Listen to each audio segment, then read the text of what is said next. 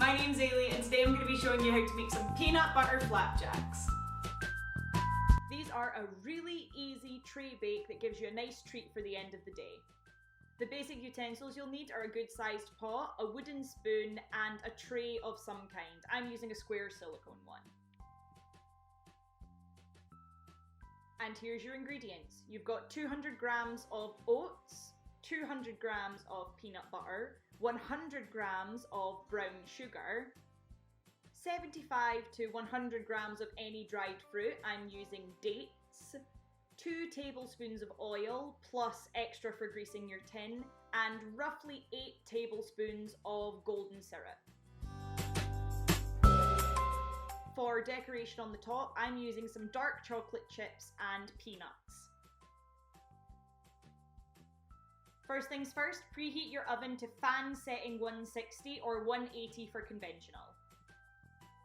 Take your pot, put it on the stove and add in your oil, golden syrup, peanut butter and brown sugar. Heat the mixture on a low-medium flame and stir until everything is melted together. When it starts to get smooth, then add in your dried fruit. Mix that all together.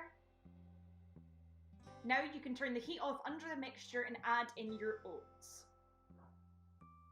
Mix that all together. Now this is where you might notice that your mixture is either a little bit too thick or too thin.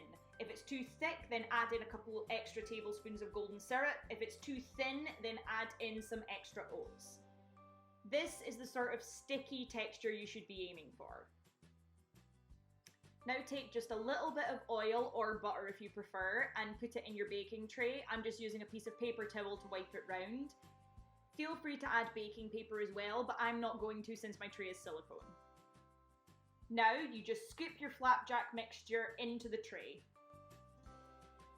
And I'm using the back of a spoon to flatten it out into one level piece.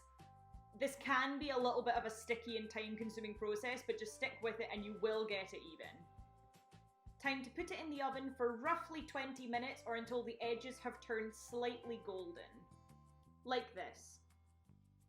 Now it's time to add your toppings. First, take your chocolate chips and sprinkle them evenly over the surface of the flapjack. Then you're going to pop it back in the oven for a few minutes to soften up the chocolate. Once the chocolate is soft, take it out and sprinkle over your peanuts. This will make sure that the peanuts set into the chocolate while it's cooling.